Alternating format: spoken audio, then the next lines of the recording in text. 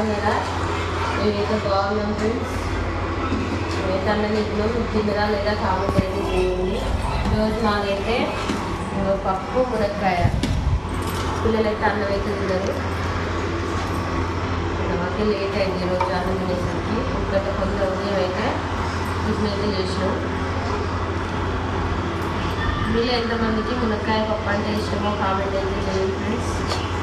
ఎందుకంటే పిల్లలకి అందరికీ ఫీవర్ అయితే వచ్చింది కదా, అందుకోసం పప్పు అయితే కొంచెం రుచి కొడుతుంది కదా, అందుకోసం అయితే పప్పు అయితే చేసినాం.